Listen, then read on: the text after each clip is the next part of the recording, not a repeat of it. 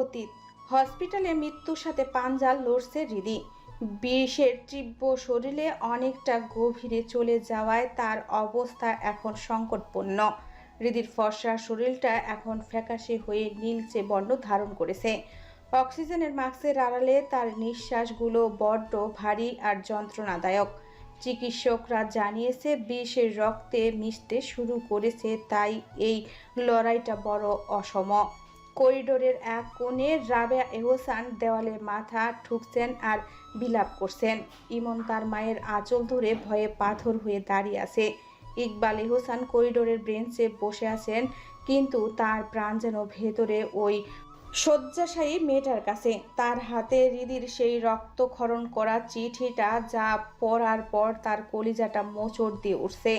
সোহান চৌধুরী পাথর হয়ে বসে আছেন। শুভ্রার কান্নায় আকাশ বাতাস ভারী হয়ে উঠছে।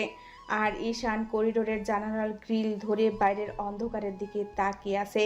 তার চোয়াল শক্ত, দু চোখে শুভ্রের উপর প্রচণ্ড ঘৃণা। সে বিড়বিড় করে বলছে, এত ইগো কেন বসের? এত রাগ কেন তার? একটা মরণাপন্ন মেয়ের জীবন নিয়ে খেলার ফল কি খুব মধুর হবে? টানা 2 দিন পর হৃদি যখন চোখের পাতা মেলল, তখন তার সেই ইসলাম দৃষ্টিতে বেঁচে থাকার কোনো তৃপ্তি ছিল না। সে যখন বুঝতে পারল সে মারা যায়নি, তখন তার মনের ভেতরটা বিষধর কোনো সাপের মতো ফোনা তুলে উঠল। শরীর দুর্বল হলেও মনের জেদ যেন কয়েক গুণ বেড়ে গেছে। নার্স যখন তার হাতে নতুন করে স্লাইনের সুচ ঢুকাতে গেল, হৃদি তার অবশ শরীর নিয়ে সজোরে হাত সরিয়ে নিল। গলার ভেতরটা বিষে পুড়ে যাওয়ায় সে ঠিকমতো শব্দ করতে পারছে না। তবুও বুক ফাটা এক ভাঙ্গা আর কর্কশ কণ্ঠে আর্তনাদ করে বলল, আমাকে কেন মরতে দিলে না তোমরা? কেন আমাকে এই নরকে ফিরিয়ে আনলে? আমি একটু শান্তি চেয়েছিলাম। আমাকে প্লিজ শান্তিতে ঘুমোতে দাও। আমাকে বিষ দিয়ে মেরে ফেলো তোমরা। হৃদি নিজের গায়ের সব তার সুচ দাঁত দিয়ে খোলার চেষ্টা করতে লাগলো। তার এমন উন্মাদনা দেখে চিকিৎসকরাও ঘাবড়ে গেলেন। রাবে হোসেন মেয়ের বুকের উপর আশ্রে পড়ে রুদ্ধ কণ্ঠে বললেন, মা আমার, এমন করিস না। তোর বাবা মা কি কিছুই না তোর কাছে? কেন এভাবে চলে যেতে চাস মা? হৃদির পাগলামি যেন সহ্যের সীমা ছাড়িয়ে যাচ্ছিল। সে নিজেকে ক্ষতবিক্ষত করে ফেলছে। মেয়ের এই বিভৎস অবস্থা দেখে ইকবাল এহসান আর স্থির থাকতে পারলেন না। তিনি সোহান চৌধুরীর সামনে গিয়ে কাঙ্গালের মতো 2 হাত পেতে হাঁটু গেড়ে বসে পড়লেন। তার কণ্ঠের স্বর কান্নায় রুদ্ধ হয়ে আসছিল। তিনি অত্যন্ত করুণ আর আকুতি ভরা গলায় বললেন, ভাই সাহেব, আমি আমার সবটুকু দিয়ে চেষ্টা করেছি হৃদি যেন শুভ্রকে ভুলে যায়। আমি ওকে অন্য হাতে তুলে দিতে চেয়েছিলাম, যেন আপনার ছেলের মায়া থেকে ও মুক্তি পায়। কিন্তু আমার মেয়েটা এই শুভ্রর উপর এতটাই অন্ধ হয়ে গেছে যে এখন মৃত্যুটাই ওর কাছে পরম সুখ মনে হচ্ছে। ভাই সাহেব, বাবা হয়ে মেয়ের এই মৃত্যু যন্ত্রণা আমি সহ্য করতে পারছি না। আমার মেয়েটার জীবন আপনার হাতে। ওকে একটু ভিক্ষা দিন, না হলে আমি আমার সন্তানকে চিরকালের মতো হারাবো। সোহান চৌধুরী ইকবাল এহসানের হাত ধরে টেনে তুললেন। তার নিজের বুকেও তখন অপরাধ বোধের পাহাড় চেপে আছে। তিনি ধরা গলায় গম্ভীর অথচ আবেগপ্রবণ কণ্ঠে বললেন, ইকবাল, শান্ত হ। দোষটা আসলে আমারই। আমি ভেবেছিলাম ওদের মাঝের এই প্রেম সে ক্ষণিকের মোহ, 2 দিন পর সব ঠিক হয়ে যাবে। তাই আমি আমাদের দীর্ঘদিনের আত্মীয়তা নষ্ট হওয়ার ভয় ওদের এক করতে চাইনি। ভেবেছিলাম অন্য কোথাও বিয়ে দিলে রীতি মানিয়ে নেবে, কিন্তু এই মেয়েটা যে তার ভালোবাসার জন্য মৃত্যুকে আলিঙ্গন করবে, তা আমি ঘুণাক্ষরেও বুঝতে পারিনি। সোহান চৌধুরী দীর্ঘশ্বাস ফেলে ইকবাল এহসানকে বুকে জড়িয়ে নিয়ে ধীর গলায় বললেন, বোন জামাই থেকে তো বিয়ে সাফ হওয়া যায়, কি বল ইকবাল? ইকবাল এহসান যেন ঘোর অন্ধকারের মাঝে এক চিলতে আলোর সন্ধান পেলেন। তিনি খুশিতে ডুকরে কেঁদে উঠে বললেন, অবশ্যই ভাই সাহেব। কেবিনের ভেতর হৃদি তখন ছটফট করছে। গলার ভাঙ্গা স্বর নিয়ে আর্তনাদ করে বলতে লাগলো, আল্লাহর দোহাই লাগে, আমাকে মুক্তি দিন। আমি নিঃশ্বাস নিতে পারছি না। এই পৃথিবীটা আমাকে পুড়িয়ে মারছে। প্রতিটা সেকেন্ডে শুভ্র ভাইয়ের অবহেলা আমাকে তিলে তিলে শেষ করছে। তার চেয়ে একেবারে মরে যাওয়া অনেক ভালো। সোহান চৌধুরী ধীর পায়ে হৃদির মাথার কাছে গিয়ে বসলেন। তিনি অত্যন্ত স্নেহের সাথে হৃদির কপালে হাত রেখে খুব শান্ত আর মায়াবী কণ্ঠে বললেন, শান্ত হ মা, পাগলামি করিস না। আর মরতে হবে না তোকে, তুই জিতে গেছিস মা। আমাদের এই কঠিন হৃদয়ের পরাজয় হয়েছে। তোর এই পাহাড় সমান ভালোবাসার কাছে আমরা আজ নত। চিন্তা করিস না, আমরা এই অবাধ্য ছেলেটাকে তোর আঁচলে শক্ত করে গেঁথে দেব। ও দেশে ফিরলেই তুই শুধু নিজের যত্ন নে। মুহূর্তের মধ্যেই হৃদি একদম শান্ত হয়ে গেল। তার চোখের মণি দুটো স্থির হয়ে গেল। কয়েক সেকেন্ড আগে যে মেয়েটা ঘর ফাটিয়ে আর্তনাদ করছিল, সে এখন যেন এক নিশ্চল পাথর। তার চোখে খুশির এক চিকচিক ঝিলিক দেখা দিল। সে অবিশ্বাস্য দৃষ্টিতে সোহান চৌধুরীর দিকে তাকিয়ে একদম নিচু আর কাঁপা কাঁপা কণ্ঠে বলল, মামা, তুমি কি সত্যি বলছো? আমায় আর দূরে সরিয়ে দেবে না তো? হ্যাঁ সত্যি মা, একবারও আসুক, একদম তোর আঁচলের শক্ত গিট দিয়ে দেব।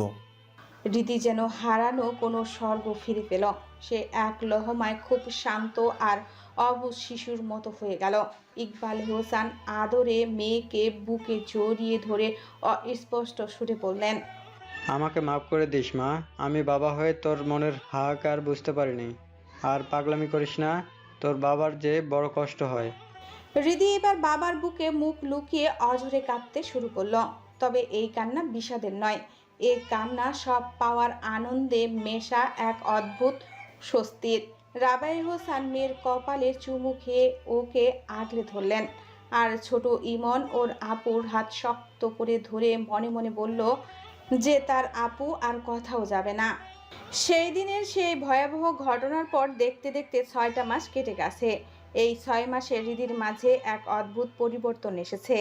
আগে সেই পাগলামি, জেদ বা কান্নাকাটি এখন আর নেই। সে একদম শান্ত, কিন্তু এই শান্তটা যেন আরো বেশি ভীতি জাগানিয়া। হৃদি এখন পাথরের মতো চুপচাপ থাকে। কলেজ যায়, ক্লাস করে, বাড়ি ফিরে সবই চলে যন্ত্রের মতো। শুভ্রা তাকে হাসানোর জন্য সারাদিন কত রসরত করে, কত দুষ্টুমি করে, কিন্তু হৃদির ঠোঁটে এক চিলতে হাসির রেখাও ফুটে ওঠে না। তার চোখ দুটো যেন সব সময় এক গভীর শূন্যতায় ডুবে থাকে। সোহান চৌধুরী এই 6 মাসে শুভ্রের উপর প্রচণ্ড খেপেছে। ছেলেটার কোনো হদিশ নেই, ফোন বন্ধ, দেশে আসার নাম নেই। রাগে দুঃখে তিনি একদিন পরিবারের সবার সামনে, বিশেষ করে ঈশানকে উদ্দেশ্য করে কড়া গলায় বলেন, শোনো ঈশান, শুভ্র যদি কখনো ফোন খোলে বা কারোর সাথে ওর কথা হয়, তবে তাকে স্পষ্ট বলে দেবে হৃদির বিয়ে হয়ে গেছে। ও দেশে আসবে না, চাইরা ওর বাপ সহ আসবে। ঈশান ঠোঁট কামড়ে হাসি চেপে বলল। আঙ্কেল, ওর বাবা তো আপনি। সোহান চৌধুরী একটু থতমত খেয়ে জোরে জোরে কেসে উঠলেন। পরক্ষণে গম্ভীর হয়ে বললেন, আরে ওটা তো কথার কথা। যাই হোক, আমার কথাটা যেন কানে থাকে। ও যখন দেশে আসবে তখন হৃদি আমাদের বাসাতে থাকবে, আর সবাই একসুরে বলবে যে ওর বিয়ে হয়ে গেছে। তখন দেখবো ওর ইগো আর জেদ কোথায় গিয়ে থাকে। সেদিন কলেজ থেকে হৃদি আর শুভ্রা গল্প করতে করতে বাড়ি ফিরছিল। হঠাৎ রাস্তার মোড়ে ঈশানের সাথে দেখা। ঈশান বাইক থামিয়ে ওদের দিকে তাকিয়ে একটু হেসে বলল, আরে তোমাদের সাথেই দেখা হয়ে গেল। তা দুই মহারানী কি বাড়ি ফিরছো? শুভ্রা একগাল হেসে উত্তর দিল, হ্যাঁ ভাইয়া, তবে আজ কিন্তু আপনাকে পেয়েছি যখন, তখন আমাদের না খাইয়ে আমরা ছাড়ছি না। ঈশানও হাসি মুখে সায় দিল। আচ্ছা বাবা, চলো, কি খাবে বলো? ফুচকা। শুভ্রা চটজলদি উত্তর দিল। হৃদি কোনো মানা করলো না। ফুচকাওয়ালার মামার দোকানের সামনে গিয়ে দুজনেই 2 প্লেট নিয়ে যুদ্ধ শুরু করলো। মেয়েরা যে ফুচকার জন্য কেন এত পাগল হয়, ঈশান মাঝে মাঝে ভেবে পায় না। সে ওদের সামনের বেঞ্চে বসে নিজের ফোনটা বের করলো। ফোনটা ওপেন করতেই অনাকাঙ্ক্ষিত কিছু টিকটক নোটিফিকেশন এলো। ঈশান বিরক্ত হয়ে সেগুলো স্কিপ করতে গিয়ে ভুলবশত টিকটকে ঢুকে পড়ল। বের হয়ে আসার জন্য যখনই সে স্ক্রল করতে যাবে, ঠিক তখনই একটা ভিডিও দেখে তার চোখ কপালে উঠল। ফোনের স্ক্রিনে স্পষ্ট দেখা যাচ্ছে এক জাঁকজমকপূর্ণ ক্লাবের স্টেজ। সেখানে গিটার বাজাতে বাজাতে দরাজ গলায় গান গাইছে স্বয়ং শুভ্র। ঈশান নিজের চোখকে বিশ্বাস করতে পারছে না। সে ফোনের ভাইব্রেশন বাড়িয়ে একদম কাছে নিয়ে দেখল, হ্যাঁ, এ তো শুভ্রই। সাদা টি শার্ট, চোখে দামি সানগ্লাস, কি দারুণ স্টাইলিশ লাগছে ওকে। মনে হচ্ছে কোনো প্রফেশনাল গায়ক তার প্রেমিকার জন্য স্টেজে গান গাইছে। ঈশান আরও চমকালো ভিডিওর ভিউ দেখে। মাত্র 5 মিনিটে 29.4 হাজার ভিউ, লাইক আর কমেন্টের বন্যা বয়ে গেছে। সে আইডিতে ঢুকে দেখলো ওটা কোনো একটা কুয়েতি মেয়ের আইডি। ক্যাপশনে লেখা, বাংলাদেশের হিরো এখন কুয়েতে, ওর গান শুনে আমি পুরোই ফিদা। আফসোস কেন বাংলাদেশের হলাম না, তাহলে একেই বিয়ে করে নিতাম। আমার মতো আরো কে কে ক্রাশ খেয়েছো? কমেন্ট বক্সে তো যুদ্ধ লেগে গেছে, বাংলাদেশি মেয়েরাও কমেন্ট করেছে। এই হিরো বাড়ি কোথায়? আমি তো প্রেমেই পড়ে গেলাম। কেউ লিখেছে, বাসা কোথায় বললেন? আমি দেখা করতে যাব। ফোনে তখন হালকা সাউন্ডে শুভ্রের সেই গানটা বাজছে। ঈশানকে ফোনের দিকে ওভাবে হা করে তাকিয়ে থাকতে দেখে শুভ্রা ফুসকা মুখে নিয়েই ভ্রু কুঁচকে শুধালো, কি দেখছেন ভাইয়া ওভাবে? চোখ তো মনে হচ্ছে ঠিকই বেরিয়ে আসবে। কি এমন অবিশ্বাস্য জিনিস দেখছেন? ঈশান চমকে উঠলো, হাত থেকে ফোনটা প্রায় পড়েই যাচ্ছিল। সে নিজেকে সামলে নিয়ে স্বাভাবিক গলায় বলল, না মানে কিছু না, এমনি একটা জিনিস দেখছিলাম। কই দেখি, আমিও দেখবো। বলেই শুভ্রা ফোনটা নিতে হাত বাড়ালো। ঈশান চট করে ফোনটা মাথার উপর তুলে ধরে গম্ভীর হওয়ার ভান করে বলল, না, ফোন দেওয়া যাবে না তোমাকে। শুভ্রা ঠোঁট উল্টে অভিমানী স্বরে বলল, কেন? কি এমন গুপ্তধন আছে ফোনে? আমি দেখবই, দেন বলছি। বলেই শুভ্রা লাফালাফি শুরু করলো ফোনটা ছিনিয়ে নেওয়ার জন্য। ঈশান বিরক্ত হয়ে বলল, শুভ্রা, বলছি তো দেয়া যাবে না, পাগলামি করো না, যাও ফুচকা খাও গিয়ে। আপনি প্রেম করেন তাই না ভাইয়া?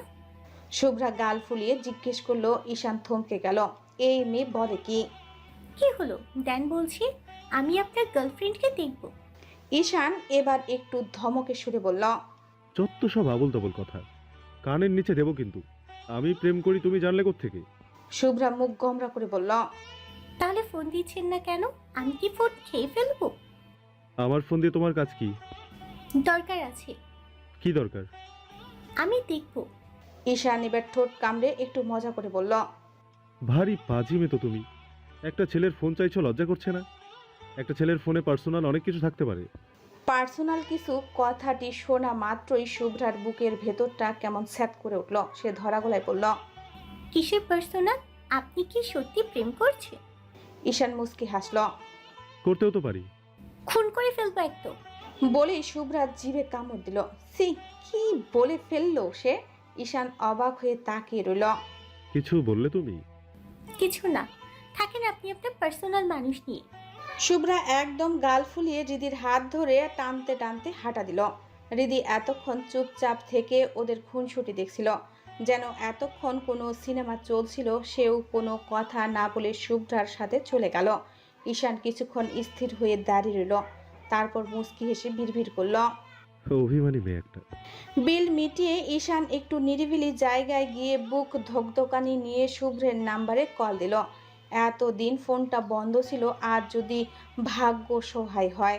সত্যি সত্যি ফোনটায় রিং হতে শুরু করলো। ঈশানের কলিজাটা যেন মুখে চলে এলো। অবশেষে ওপাশ থেকে কলটা রিসিভ হলো। সেদিন সোহান চৌধুরীর করার নির্দেশ অনুযায়ী ঈশান শুভ্রকে জানিয়ে দিয়েছিল যে রিদির বিয়ে হয়ে গেছে। খবরটা দিয়েই ঈশান ভয়ে আর উত্তেজনায় দ্রুত কলটা কেটে দিয়েছিল। ওই একটা মিথ্যা সংবাদ শুভ্রের সাজানো পৃথিবীটা উল্টা পাল্টা করে দেওয়ার জন্য যথেষ্ট ছিল। খবরটা শোনার পর শুভ্র আর এক মুহূর্ত প্রবাসে স্থির থাকতে পারেনি। সব মায়া ত্যাগ করে পাগল হয়ে সে প্রথম ফ্লাইটেই দেশে ফিরে এসেছিল। শুভ্রের দেশে ফেরার খবর পাওয়া মাত্র সোহান চৌধুরী নিজের নাটকীয় পরিকল্পনা সাজিয়ে ফেলেছিল। তিনি রিদিকে নিজের বাড়িতে নিয়ে আসেন, তবে রিদির মনে যাতে কোনো সন্দেহ না জাগে তাই তিনি রিদির সামনে গিয়ে একদম কঠিন আর রাশভারী গলায় একটা শর্ত জুড়ে দিয়েছিলেন। রিদি, তুই এই রুমে থাকবি, খবরদার যদি এই রুমের বাইরে এক পাও দিস তবে ভাববো তুই তোর মামাকে একদম ভালোবাসিস না, অর্থাৎ তুই তোর হবু শ্বশুরকে সম্মান করিস না। রিদি সোহান চৌধুরীর এমন করা আদেশ অমান্য করতে পারেনি। সে শুভ্রার পাশের রুমে এক রকম বন্দি হয়ে ঘুমড়ে মরছিল। একদিকে শুভ্র তখন হিতাহিত জ্ঞান শূন্য, নিজের ভালোবাসার মানুষটিকে অন্য কেউ নিয়ে গেছে এই চিন্তা তাকে কুড়ে কুড়ে খাচ্ছিল। ভালোবাসা হারানোর এই প্রচণ্ড মানসিক চাপে সে বাড়ির ভেতর রিদিকে না খুঁজে পাগলের মতো পুরো শহর চুষে বেরিয়েছিল। আসলে শুভ্রের কোনো দোষ ছিল না। যখন মানুষের সবচেয়ে প্রিয় অস্তিত্বটা হারিয়ে যাওয়ার উপক্রম হয় তখন স্বাভাবিক বিচার বুদ্ধি লোপ পায়। শুভ্রের ক্ষেত্রেও ঠিক তাই হয়েছিল। নিজের একদম হাতের নাগালে হৃদি থাকা সত্ত্বেও সে তাকে পুরো শহরে খুঁজে হাহাকার করেছিল।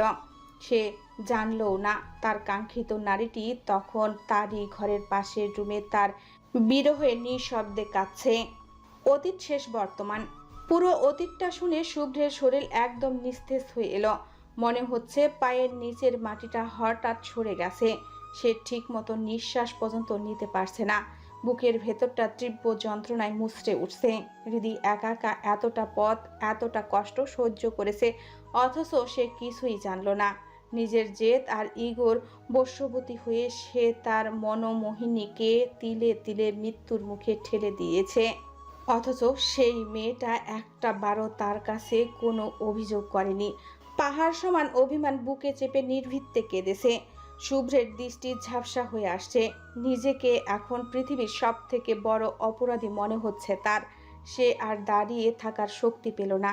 দু হাতে মাথা চেপে ধরে ফ্লোরে লুটিয়ে পড়ে বুক চিরে আসা এক আর্তনাদ করে বলল। আহ শুভ্রের হঠাৎ এমন অবস্থা দেখে সাহেরা চৌধুরী হন্তদন্ত হয়ে দৌড়ে এলেন। পাশ থেকে ঈশান, সোহান চৌধুরী আর ইকবাল এহসানও প্রচণ্ড অস্থির হয়ে শুভ্রকে ধরলেন। সাহেরা চৌধুরী ছেলের কপালে হাত দিয়ে ব্যাকুল কণ্ঠে বললেন, বাবা, তোর কি হয়েছে? এমন করছিস কেন তুই? শুভ্র তখন একদম হিতাহিত জ্ঞান শূন্য। তার এখন হৃদির কাছে পৌঁছাতে হবে। নিজের কলিজার টুকরোটাকে একবার বুকে জড়িয়ে না ধরলে সে দম বন্ধ হয়ে মারা যাবে। সে ধরা গলায় সবার উদ্দেশ্যে হাত জোর করে আকুতি জানিয়ে বলল, আমাকে প্লিজ একটু হৃদির কাছে যেতে দাও। এই মুহূর্তে আমি ওর কাছে না গেলে দম বন্ধ হয়ে মরে যাব। প্লিজ আমাকে যেতে দাও ওর কাছে। সোহান চৌধুরী পরিস্থিতি বুঝে সবাইকে সরে গিয়ে পথ করে দিতে বললেন। শুভ্র আর এক পলকও সেখানে দাঁড়ালো না। যেন মরুভূমিতে তৃষ্ণার্ত কোনো পথিক জলের সন্ধানে ছুটছে। সে সিঁড়ি দিয়ে ঝড়ের বেগে উপরে দৌড় দিল। তার প্রতিটি কদম যেন এক একটা হাহাকার। সে তার প্রাণের স্পন্দন হৃদির কাছে ছুটে যাচ্ছে নিজের হারানো জীবনটাকে ফিরে পাওয়ার আশায়। পুরো রুমে যেন আনন্দের হাট বসেছে। কোমরে শাড়ির আঁচলটা শক্ত করে গুঁজে নিয়ে ছোট্ট একটা সাউন্ড বক্সে গান ছেড়ে দিয়ে আপন মনে নাচছে হৃদি। তার দু চোখে খুশির ঝিলিক। দীর্ঘ প্রতীক্ষার পর সে তার হৃদয়ের যত্নে রাখা সেই মানুষটিকে চিরতরে পেয়ে যাচ্ছে। এই পরম তৃপ্তির খুশিতে মানুষ তো পাগল হবেই।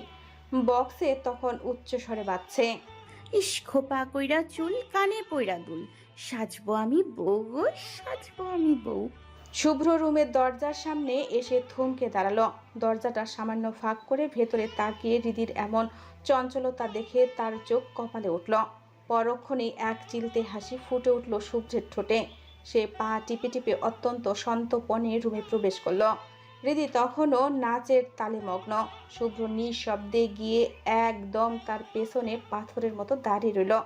বেচারা হৃদি টেরও পেল না যে তার ঠিক পেছনেই কেউ আছে।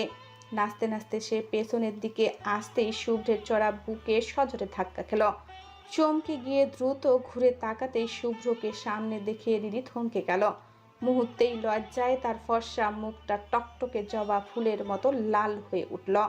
সে আড়ষ্ট হয়ে শুভ্রের দিকে তাকিয়ে অস্পষ্ট সুরে বলল, আপনি আপনি কখন এলেন? শুভ্র কোনো উত্তর দিল না। সে অপলক দৃষ্টিতে তাকিয়ে রইল হৃদির মায়াবী মুখটার দিকে। তার চোখের তৃষ্ণা যেন কিছুতেই মিটছে না। শুভ্রের এমন নেশাভরা চোখে তাকিয়ে থাকা দেখে হৃদি আরও বেশি লজ্জায় কুঁকড়ে যেতে লাগলো। সে দৃষ্টি সরিয়ে নিয়ে মাথা নিচু করে বলল, এভাবে তাকিয়ে আছেন কেন? মনে হচ্ছে আমাকে কোনোদিন দেখেননি। শুভ্র তবুও নির্বিকার। তার ঠোঁটে কোনো কথা নেই। হৃদি এবার একটু বিরক্ত হলো। মানুষটা এমন পাথরের মতো হয়ে আছে কেন?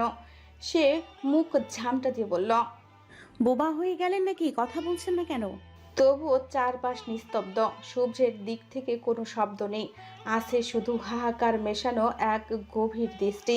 হৃদি এবার ভ্রু কুঁচকে বিড়বিড় করে বলল, পাগল একটা। বলেই হৃদি যখন পাশ কাটিয়ে চলে যেতে চাইল, ঠিক তখনই শুভ্র বিদ্যুৎ গতিতে ওর হাতটা ধরে একটানে নিজের বুকের খুব কাছে নিয়ে এলো। হৃদি কিছু বুঝে ওঠার আগেই শুভ্র তাকে পাজা খোলা করে জড়িয়ে ধরল। সে হৃদির ঘাড়ের ভাঁজে মুখ গুজে দিয়ে গভীর এক নিঃশ্বাস নিল। শুভ্রের এই বলিষ্ঠ আলিঙ্গনে হৃদি নিস্তব্ধ হয়ে গেল। সে অনুভব করলো শুভ্রের উত্তপ্ত নিঃশ্বাস তার কাঁধে আছড়ে পড়ছে, যেন এই একটা আলিঙ্গনই শুভ্র তার জীবনের সব অপরাধবোধ আর হৃদির সহ্য করা সব যন্ত্রণার প্রায়শ্চিত্ত করতে চায়। হৃদি শুভ্রের বুকের ধুকপুকানি শুনতে পেল, যা আজ অন্য দিনের চেয়ে অনেক বেশি দ্রুত আর অস্থির। যেন তার হৃদস্পন্দনগুলো আর্তনাদ করে বলছে যে হৃদি ছাড়া শুভ্র কতটা অপূর্ণ। কিছুক্ষণ এইভাবেই গভীর নীরবতায় কাটল। রুমের ভেতর তখন কেবল দুজনের তপ্ত নিঃশ্বাসের শব্দ। শুভ্র হৃদির ঘাড়ের ভাঁজ থেকে মুখ না সরিয়ে খুব আবেশ মাখা কণ্ঠে ফিসফিস করে বলল, তুই এমন কেন হৃদি? তোরে এত কেন ভালো লাগে আমার? কেন মনে হয় তুই ছাড়া আমার গোটা পৃথিবীটা নিশ্ছিদ্র অন্ধকার? তুই পাশে না থাকলে মনে হয় আমি শ্বাসকষ্টে মারা যাচ্ছি। কেন তুই আমার এমন এক নেশা হয়ে গেলি, যেই নেশা ছাড়তে হলে আমার প্রাণটা দিয়ে দিতে হবে? হৃদি কোনো উত্তর দিল না। সে নিথর হয়ে শুভ্রের বুকের উপর মিশে রইল। শুভ্র এবার হৃদির আলিঙ্গন সামান্য শিথিল করে ওর মায়াবী মুখটা নিজের দু হাতের তালুতে আগলে ধরল। সে হৃদির চোখের দিকে গভীর আর অপরাধী দৃষ্টিতে তাকিয়ে ধরা গলায় বলল, I am sorry Hridi, I really sorry. আমাকে তুই মাফ করে দে। আমি আজ তোর কাছে কোনো অধিকার নিয়ে ভালোবাসা চাইতে আসিনি। আমি শুধু একটা সুযোগ ভিক্ষা চাইছি। একটা সুযোগ পেলে এক সমুদ্র ভালোবাসা দিয়ে আমি আমার করা সব ভুলের প্রায়শ্চিত্ত করব। হৃদি একদম অবাক হয়ে শুভ্রের দিকে তাকিয়ে রইল। তার ঠোঁট দুটো থরথর করে কাঁপছে, কিন্তু গলা দিয়ে কোনো কথা বের হচ্ছে না। শুভ্র এবার হৃদির দু হাত নিজের শক্ত মুঠোর ভেতর নিল। সে পরম মমতায় হৃদির দু হাতের তালুতে ঠোঁট ছোঁয়ালো। শুভ্রের এই স্পর্শে হৃদি শিউরে উঠল। শুভ্র এবার অত্যন্ত আকুতি ভরা কণ্ঠে বলল, একটা সুযোগ দিবি আমায়? হৃদি আচমকা শুভ্রের হাত থেকে নিজের হাত দুটো ঝাটকা দিয়ে সরিয়ে নিল। শুভ্রের কপাল সাথে সাথে কুঁচকে গেল। ভয়ার্ত চোখে সে কিছু একটা বলতে চাইল, কিন্তু তার আগে হৃদির দু হাত শুভ্রের গলা জড়িয়ে ধরল। সে দুষ্টুমি মাখা চোখে তাকিয়ে বলল, যদি না দিই তাহলে? শুভ্র এবার প্রাণ খুলে ঠোঁট কামড়ে হাসল। তার দুশ্চিন্তার মেঘ নিমিষেই কেটে গেল। সে বাম হাত দিয়ে হৃদির কোমর জড়িয়ে ধরে তাকে একদম নিজের বুকের সাথে মিশিয়ে ফেলল। হৃদির কপালে লেপ্টে থাকা এলোমেলো চুলগুলো খুব যত্ন করে কানের পিঠে গুজে দিতে দিতে শুভ্র পরম আবেশে বলল, যদি সুযোগ না দিস তবে তোকে আমি চুরি করে নিয়ে যাব হৃদি। এমন এক জায়গায় তোকে বন্দি করে রাখবো যেখানে আমি ছাড়া আর কেউ থাকবে না। তোর ওই এক সমুদ্র অভিমান আমি আমার এক আকাশ ভালোবাসা দিয়ে কেড়ে নেব। তুই সুযোগ না দিলেও আমি সুযোগ তৈরি করে নিতে জানি, কারণ আমি তোকে ভালোবাসার পাশাপাশি জয় করতেও জানি। এই শুভ্র একবার যাকে নিজের করে নিয়েছে তাকে ছাড়ার ক্ষমতা স্বয়ং আজরাইলের নেই। হৃদি মনে মনে হাসল, কিন্তু বাইরে একটা কৃত্রিম গাম্ভীর্য ফুটিয়ে তুলে শুভ্রকে সজোরে ধাক্কা দিয়ে সরিয়ে দিল। সে তার তর্জনী উঁচিয়ে শাসনে সুরে বলল, এখন আসছেন ভালোবাসা দেখাতে? খবরদার, আপনি একদম আমার কাছেও আসবেন না। যদি নিজের ভুলের প্রায়শ্চিত্ত করতে চান তবে এটাই আপনার জন্য উপযুক্ত শাস্তি। শুভ্রের ঠোঁটে তখন এক বাঁকা হাসি। সে শিকারী বাঘের মতো ধীর পায়ে হৃদির দিকে এগোতে লাগলো। তার চোখের দৃষ্টিতে হৃদি যেন ভস্ম হয়ে যাচ্ছে। শুভ্র খুব নিচু আর গম্ভীর স্বরে বলল, আমি যদি কাছে না আসি তবে আপনি থাকতে পারবেন তো মিসেস শুভ্র চৌধুরী? হৃদি পিছু হাঁটতে হাঁটতে ঘরের দেওয়ালের সাথে লেগে গেল। তার বুক ধরফর করছে, কিন্তু মুখের দম্ভ ধরে রেখে বলল, আলবাত পারবো। পারবো না কেন? শুভ্র তপ্ত নিঃশ্বাস ছাড়তে ছাড়তে একদম হৃদির গায়ের উপর ঝুঁকে এলো। সে হৃদির দু পাশের দেওয়ালের উপর হাত রেখে তাকে একরকম বন্দি করে ফেলল। তাদের মাঝে এখন সুতোর ব্যবধানও নেই। শুভ্র হৃদির চোখের গভীরে নিজের দৃষ্টি গেঁথে দিয়ে ফিসফিস করে বলল, আর ইউ শিওর? হৃদির গলার স্বর আটকে গেল। শুভ্র তার মুখটা হৃদির কানের খুব কাছে নিয়ে এলো। তার গরম নিঃশ্বাস হৃদির ঘাড়ে আছড়ে পড়ায় হৃদি শিউরে উঠে চোখ বন্ধ করে ফেলল। শুভ্র খুব ধীর আর নেশাতুর গলায় বলতে লাগলো, তুই কি আসলেই পারবি রিদি? আমার এই গায়ের ঘ্রাণ ছাড়া তোর ঘুম আসবে তো? মধ্যরাতে যখন খুব একা লাগবে তখন কি আমাকে খুঁজবি না?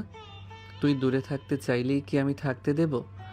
এই যে তোর হৃৎপিণ্ডটা এখন ড্রামের মতো বাজছে, এটা কি মিথ্যে বলছে? তুই চাইলেও আমার মায়া থেকে বের হতে পারবি না রিদি, কারণ আমি তোর রক্তে মিশে গেছি। শুভ্র হৃদির কপাল দিয়ে নিজের কপাল ঠেকিয়ে এক মুহূর্ত স্থির হয়ে রইল। পুরো ঘর তখন কেবল দুজনের ভারী নিঃশ্বাসের শব্দ আর এক অদ্ভুত প্রেমময় নিস্তব্ধতা। হৃদি আর নিজেকে ধরে রাখতে পারল না। সে শুভ্রের শার্টের কলারটা খামচে ধরল, যেন এখনই না ধরলে সে পড়ে যাবে। শুভ্র মৃদু হেসে হৃদির নাকে নিজের নাক ঘষে দিয়ে বলল, শাস্তি দিতে চাইলে দে, কিন্তু দূরে যাওয়ার কথা ভুলেও মুখে আনিস না, তাহলে আমি নিজেকেও শেষ করে দেব। হৃদির চোখ মুখ শক্ত করে বলল, আপনি আসলেই একটা খারাপ পুরুষ। পৃথিবীতে এত পুরুষ থাকতে কেন যে আপনার ওপরেই আটকে গেল। বাকিটুকু শেষ করতে পারল না। তার আগেই হৃদির পাতলা ঠোঁট জোড়া শুভ্র নিজের ওষ্ঠের দখল করে নিল। মুহূর্তের মধ্যেই যেন পৃথিবীর সমস্ত কোলাহল এক নিমিষেই থেমে গেল। হৃদির শরীরটা হঠাৎ শিথিল হয়ে এলো। প্রথমে সে নিজেকে সারিয়ে নেওয়ার জন্য ছটফট করতে চাইল। তার দু হাত শুভ্রের বুকের উপর আছড়ে পড়ল, কিন্তু শুভ্র আজ অদম্য। সে আরো শক্ত করে হৃদির কোমর জড়িয়ে ধরে তাকে নিজের সুঠাম বুকের সাথে পিষে ফেলল। বেশ কিছুক্ষণ এভাবেই কাটলো। হৃদি ধীরে ধীরে অনুভব করলো শুভ্র অত্যন্ত মমতা আর তৃষ্ণা নিয়ে তার ঠোঁট দুটো আদরে ভরিয়ে দিচ্ছে। কি যে হয়ে গেল হৃদির, সে নিজেও জানল না। তার সমস্ত রাগ আর অভিমান যেন মোমের মতো গলে জল হয়ে গেল। সে এক অজানা ঘোরের রাজ্যে তলিয়ে যেতে লাগলো। এক পর্যায়ে হৃদি আর নিজেকে আটকে রাখতে পারল না। সেও শুভ্রের সাথে রেসপন্স করতে শুরু করলো। শুভ্রের দু হাত এখন হৃদির পিঠ আর চুলের ভাঁজে আষ্টে পিষ্টে জড়িয়ে আছে। দুজনেই যেন অতল কোনো প্রেমের সাগরে ভাসছে। কেউ কাউকে ছেড়ে দেবার কথা ভাবছে না, যেন এই কয়েক মিনিটের তৃপ্তি তাদের গত কয়েক মাসের সমস্ত বিরহ আর হাহাকারকে এক নিমিষেই মুছে দিচ্ছে। পুরো ঘরে তখন কেবল দুজনের ঘন আর অস্থির নিঃশ্বাসের শব্দ। আজ তারা একে অপরের মাঝে হারিয়ে গিয়ে যেন খুঁজে পেল তাদের কাঙ্ক্ষিত সেই স্বর্গ। তারা জানলও না কখন তাদের চোখের কোণ দিয়ে গড়িয়ে পড়া নোনা জলগুলো একে অপরের ঠোঁটের স্পর্শে এক হয়ে মিশে গেছে। পাক্কা 10 মিনিট লড়াই করে শুভ্র হৃদির ঠোঁট ছাড়ল। দুজনেই মারাত্মক গতিতে হাঁপাতে লাগলো। দুজনের নিঃশ্বাস একে অপরের মুখে আছড়ে পড়ছে। শুভ্র হাঁপাতে হাঁপাতে হৃদির চোখের দিকে তাকিয়ে বিজয়ী হাসি হাসল। সে ভাঙ্গা গলায় বলল, কি মিসেস, বলেছিলাম না আমি ছুঁলে নিজেকে ধরে রাখতে পারবেন না? মিলে গেল তো? হৃদির চোখ পাকিয়ে হাঁপাতে হাঁপাতে অস্পষ্ট সুরে বলল, অসভ্য। শুভ্র এবার হৃদির ঘাড়ের ভাঁজে নিজের মুখ ডুবিয়ে দিল। এই প্রথম শুভ্র হৃদির এতটা কাছে এসেছে। হৃদির শরীরটা যেন মুহূর্তের মধ্যে অবশ হয়ে এলো। একজন প্রেমিকা যখন তার কাঙ্ক্ষিত পুরুষের এত নিবিড় সান্নিধ্য পায় তখন তার শরীরের প্রতিটি কোষে এক অদ্ভুত শিহরণ বয়ে যায়। হৃদির বেলাও তাই হচ্ছে। তার মনে হচ্ছে সে কোনো এক মায়াবী কুয়াশার মাঝে তলিয়ে যাচ্ছে। শুভ্রের গায়ের সেই চেনা পুরুষালী ঘ্রাণ আর তপ্ত নিঃশ্বাসের ছোঁয়ায় তার মেরুদণ্ড দিয়ে এক শীতল স্রোত বয়ে গেল। হৃদি অনুভব করলো তার পা দুটো কাঁপছে আর বুকের ভেতরটা যেন এক নাম না জানা ঝড়ে উল্টা পাল্টা হয়ে যাচ্ছে। শুভ্র হৃদির ঘাড়ের নরম চামড়ায় আলতো করে একটা চুমু খেলো। তার ঠোঁটের উষ্ণতায় হৃদির চোখ বন্ধ করে শুভ্রের শার্টটা খামচে ধরল। শুভ্র নেশালো কণ্ঠে শুধালো, তুই পাগল করে ছাড়বি। তোর কাছে আসা মানে আমার জন্য মহা বিপদ। নিজেকে সামলাতে বড্ড কষ্ট হয় রে। বলেই শুভ্র হৃদির থেকে কিছুটা দূরে গিয়ে দাঁড়ালো। সে বুক ভরে বড় বড় নিঃশ্বাস টেনে নিজের ভেতরের উত্তাল উন্মাদনাকে সামলে নেওয়ার চেষ্টা করলো। কিছুক্ষণ পর নিজেকে কিছুটা শান্ত করে হৃদির দিকে তাকিয়ে প্রশ্ন করল, তোর কি সবুজ শাড়ি আছে? হৃদি ভ্রু কুঁচকে অবাক হয়ে বলল। সবুজ শাড়ি কেন? শুভ্র একটু গম্ভীর হয়ে বলল। জাস্ট টেল মি, আছে কিনা সেটা বল। না, নেই। সবুজ রং আমার একদম পছন্দ না। শুভ্র এবার ধীর পায়ে আবার হৃদির একদম কাছে চলে আসলো। ওর চোখের মনির দিকে স্থির দৃষ্টিতে তাকিয়ে খুব নিচু স্বরে বলল। But do you know what, তোকে সবুজ রঙে সব থেকে বেশি বিউটিফুল লাগে। তোর গায়ের রঙে এই রঙটা যেন একদম মিশে যায়। হৃদি এবার যার পুনরায় অবাক হয়ে বলল। কিভাবে? আমি তো আগে কখনো এই রঙের কাপড় পরি নাই, তাহলে আপনি কিভাবে জানলেন? শুভ্র রহস্যময় এক হাসি দিল। তার সেই হাসিতে যেন হাজার বছরের গোপন কোনো ভালো লাগা লুকিয়ে আছে। সে মৃদু হেসে বলল। আই হ্যাভ সিন ইট, দেখেছি বলেই তো বলছি। তবে কবে দেখেছি আর কোথায় দেখেছি সেটা সিক্রেট। ওটা তোকে পরে বলবো। I am coming, just wait a minute for me. Shubhra রহস্যময় হাসিটা দিয়ে দ্রুত ঘর থেকে বেরিয়ে গেল। সাথে সাথে হৃদিও যেন অবাক। হৃদি কিছুক্ষণ ওভাবেই মূর্তির মতো দাঁড়িয়ে রইল। তার মাথায় একটা কথাই ঘুরপাক খাচ্ছে, সবুজ রং। সে তো কোনো দিন এই রঙের ত্রিসীমানায় যায়নি। তবে শুভ্র কবে দেখল? লোকটা কি দিন দুপুরে স্বপ্ন দেখছে? ক্লান্তি আর শরীরের এক অদ্ভুত দুর্বলতায় হৃদি আর ভাবনার জাল না বুনে ফ্রেশ হয়ে শাড়িটা বদলে নিল। একটা আরামদায়ক হলুদ কামিজ পরে যখন ওয়াশরুম থেকে বের হলো, দেখলো শুভ্রা বিছানায় শুয়ে ছাদের দিকে তাকিয়ে কি যেন ভাবছে। হৃদিকে দেখেই সে ধরফর করে উঠে বসলো। সে প্রশ্ন করল। আচ্ছা রিভা, সত্যি করে বলতো, ভালোবাসার অনুভূতি ঠিক কেমন হয় রে? হৃদি চুল মুছতে মুছতে অবাক হয়ে তাকালো। হঠাৎ এই প্রশ্ন তা জেনে তুই কি করবি? শুভ্রা বিছানায় বসে একটা বালিশ হাঁটুর ভাঁজে রেখে তার উপর ভর দিয়ে উদাস গলায় বলল। না মানে, আমার মনের ভেতর ইদানিং কিছু অদ্ভুত হচ্ছে। জাস্ট আমার অনুভূতির সাথে একটু মিলিয়ে দেখতে চাইছি। হৃদি তোয়ালা ফেলে দ্রুত শুভ্রার পাশে গিয়ে বসলো। কৌতূহলী চোখে তাকিয়ে বলল। সিরিয়াসলি, তুই আবার কারোর প্রেমে পড়লি নাকি? শুভ্রা হৃদির মাথায় একটা হালকা চাপড় দিয়ে মুখ ঝামটা দিল। আরে গাধা, প্রেমে পড়েছি কিনা সেটা কনফার্ম হওয়ার জন্যই তো তোর কাছে জানতে চাইছি। বল না, ভাইয়াকে দেখলে তোর ঠিক কেমন লাগে? হৃদি এক মুহূর্তের জন্য নিস্তব্ধ হয়ে গেল। তার চোখের সামনে শুভ্রের সেই নেশালো চাহনি আর ঘাড়ের কাছে তপ্ত নিঃশ্বাসের ছোঁয়াটা ভেসে উঠল। সে একটা লম্বা শ্বাস নিয়ে খুব আবেশ মাখা স্বরে বলতে লাগলো। শুভ্র ভাই যখন আমার সামনে আসে না, তখন মনে হয় বুকের ভেতরটা কোনো এক অজানা ঝড়ে ওলট পালট হয়ে যাচ্ছে। হার্টবিটটা আর নিজের নিয়ন্ত্রণে থাকে না, রীতিমতো ড্রামের মতো বাজতে শুরু করে। মনে হয় আশেপাশে যারা আছে তারাও বোধহয় সেই ধকধকানি শুনতে পাচ্ছে। হৃদি জানালার বাইরে অন্ধকারের দিকে তাকিয়ে তার ঠোঁটে এক চিলতে স্লান হাসি ফুটিয়ে বলল। ওকে দেখলে এক অদ্ভুত ভয় কাজ করে, আবার সেই ভয়ের আড়ালেই এক গভীর প্রশান্তি লুকিয়ে থাকে।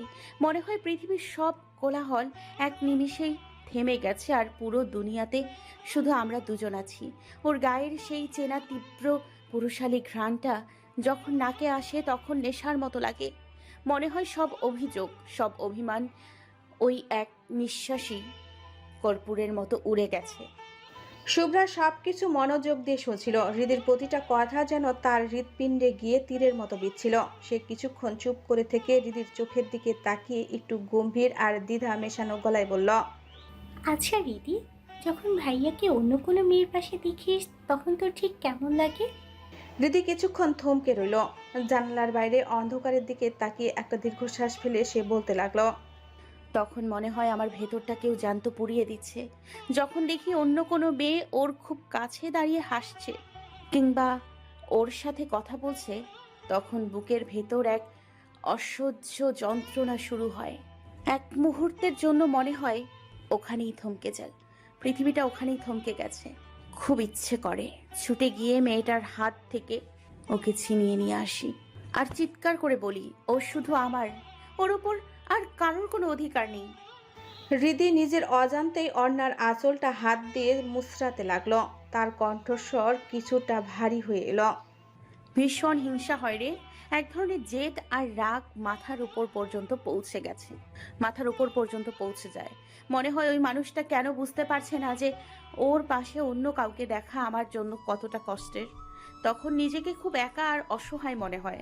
মনে হয় আমার সাজানো বাগানটা কেউ লুট করে নিয়ে যাচ্ছে। আসলে ভালোবাসা মানে শুধু ভালো লাগা নয়। ভালোবাসা মানে এক আকাশ সমান অধিকার বোধ। আর সেই অধিকারে যখন অন্য কেউ ভাগ বসাতে আসে, তখন মনে হয় বুকটা ফেটে যাচ্ছে।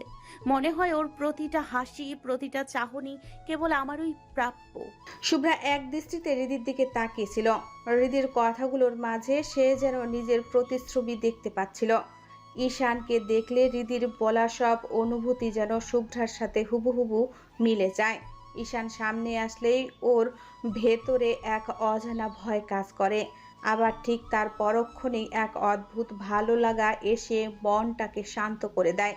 হৃদির বলা সেই বুকের ভেতর ধুকপুকানি, সেই শরীরের ভেতর বিদ্যুৎ শিহরণ সবই তো শুভ্রা অনুভব করে ঈশানের জন্য। যখন কোনো মেয়েকে ঈশানের পাশে দেখে তখন ওরও বুকের ভেতরটা ব্যথায় টনটন করে ওঠে, প্রচণ্ড রাগ লাগে। ওরও বলতে ইচ্ছা করে ঈশান শুধু আমার, ও অন্য কারো হতে পারে না। ভাবতেই শুভ্রার কলিজাটা যেন মোচড় দিয়ে উঠল। বিছানার চাদরটা সে খামচে ধরল, মনে মনে নিজেকেই প্রশ্ন করল, তবে কি আমি সত্যি ঈশানকে ভালোবেসে ফেললাম? পরক্ষণেই এক রুদ্ধ বাস্তবতা এসে ওর সামনে পাহাড়ের মতো দাঁড়িয়ে গেল। এটা কিভাবে সম্ভব? ঈশান হিন্দু আর সে মুসলিম, দুজনের ধর্ম আলাদা, সমাজ আলাদা। এই অনুভূতির কথা যদি একবার সোহান চৌধুরীর কানে যায় তবে তিনি তাকে মেরেই ফেলবেন। চৌধুরী বংশের মান সম্মান আর আভিজাত্যের কাছে তার এই প্রেম যে এক চরম অপরাধ। কিন্তু অন্যদিকে শুভ্রার মনটা বড় অবুঝ। সে হাজার চেষ্টা করেও নিজেকে বোঝাতে পারছে না এই পৃথিবীতে ঈশানকে ছাড়া আর কোনো পুরুষের প্রতি তার বিন্দুমাত্র আগ্রহ আসে না, কোনো ভালো লাগা কাজ করে না। ঈশানের সেই শান্ত চাহনি আর গভীর ব্যক্তিত্বের কাছে সে যেন বারবার হেরে যায়। শুভ্রা এক গভীর দীর্ঘশ্বাস ফেলল। সে জানে না তার এই অনুভূতির কথায় গিয়ে ঠেকবে বা এর শেষ কথায়। ভালো লাগা আর এই কঠিন বাস্তবতার মাঝে পড়ে তার দম বন্ধ হয়ে আসছে। পরিণাম যে কতটা ভয়াবহ হতে পারে তা ভেবেই ওর ভেতরটা থরথর করে কাঁপতে লাগলো। ও কি পারবে নিজের ধর্ম আর পরিবারের বিপক্ষে গিয়ে এই ভালো লাগাকে টিকিয়ে রাখতে, নাকি এই অঙ্কুরেই ঝরে যাবে ওর প্রথম প্রেম? শুভ্রার চোখ দুটো অজান্তেই ভিজে এলো।